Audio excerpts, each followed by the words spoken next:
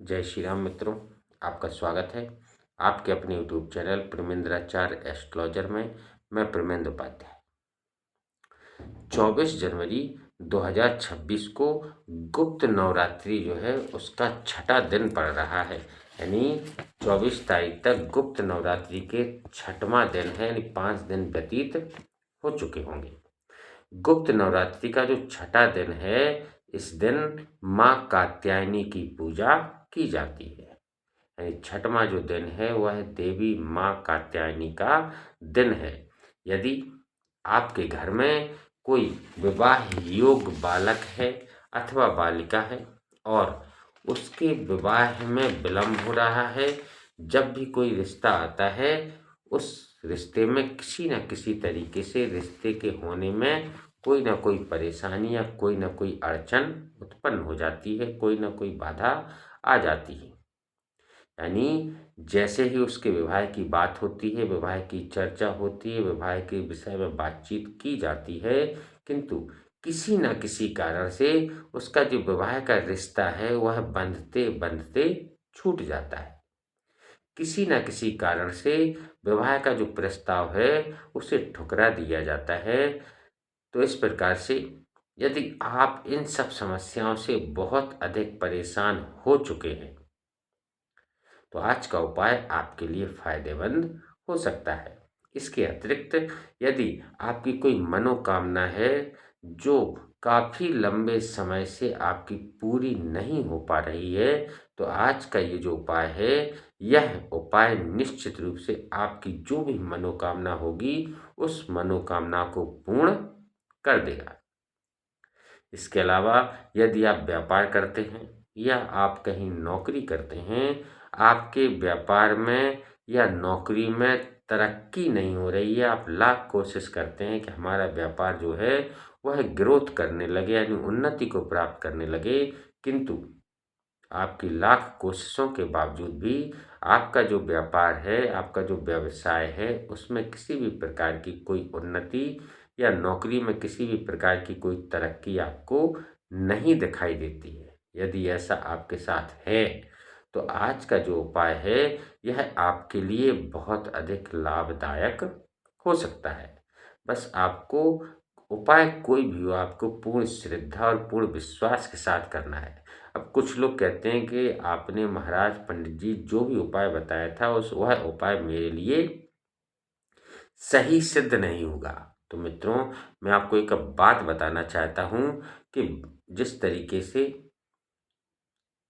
हमारे आसपास ढेर सारे डॉक्टर होते हैं, किंतु हम जब अपनी बीमारी का इलाज कराने जाते हैं तो आवश्यक नहीं है कि आपको किसी भी डॉक्टर से आराम मिल जाए। ऐसा भी हो सकता है कि किसी अन्य डॉक्टर के द्वारा आज आपको आराम प्राप्त हो जाए। उसी तरीके से आवश्यक नहीं है कि आपने जो उपाय किया है वह उपाय आपके ऊपर बिल्कुल फिट बैठ जाए।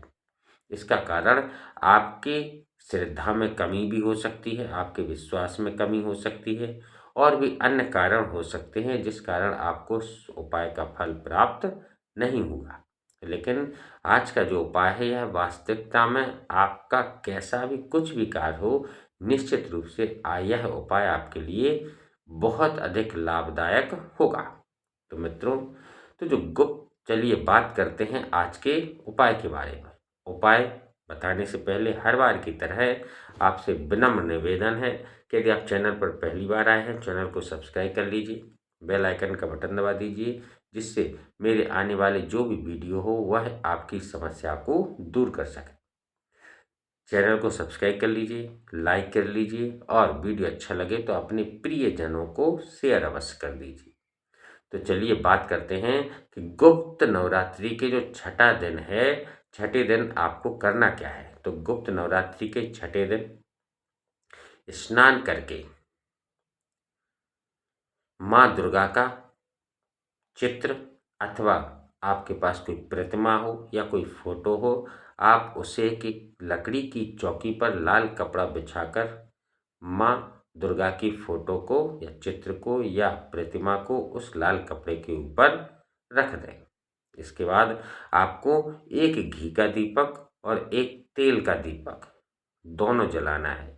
एक तरफ घी का दीपक, दाहिने तरफ घी का दीपक, अपने दाएं तरफ घी का दीपक और अपने बाएं तरफ आपको एक सरसों के तेल का दीपक जलाना है। क्योंकि जब भी देवी माँ की पूजा की जाती है तो उनके साथ काल भैरव महाराज की भी पूजा की जाती है। तो इसलिए भैरव नाथ के लिए हो जाएगा सरसों के तेल का दीपक और जो घी का दीपक है वह हो जाएगा माँ कात्यायनी के लिए। तो इस तरीके से आपको 2 दीपक जलाने हैं। अपने दाएं तरफ घी का दीपक और अपने बाएं तरफ आपको सरसों के तेल का एक दीपक जलाना है। इसके बाद आपको कात्यायनी माँ को शहद का भोग लगाना है, क्योंकि कात्यायनी माँ को शहद बहुत अधिक प्रिय है। इसलिए आपको शहद का भोग लगाना है और उस शहद को आपको प्रसाद स्वरूप सबको बांटना है। शहद इतनी मात्रा में हो कि प्रत्येक व्यक्ति को उसका प्रसाद प्राप्त हो जाए। तो आप जब इस उपाय को करेंगे तो निश्चित रूप से आपकी जो भी मनोकामना है वह पूरी होगी और आपके विवाह में जो भी बाधाएं, जो भी परेशानियां या जो भी मुसीबतें उत्पन्न हो रही थीं, वह बाधाएं, वह मुसीबतें भी दूर हो जाएगी। इसके अतिरिक्त गुप्त नवरात्रि के दिन यानी गुप्त नवरात्रि के छठे दिन आपको सुबह या शाम के समय गुड़ या काले तिल का दान करना है और सुबह 108 बार और शाम को भी 108 बार आपको ओम नमो भगवते वासुदेवाय नमः इस मंत्र का आपको सुबह 108 बार और 108 बार शाम को आपको जप करना है। मंत्र एक बार और सुन लीजिए। ओम नमो भगवते वासुदेवाय नमः। इस मंत्र का आपको 108 बार सुबह 108 बार शाम को जाप करना है।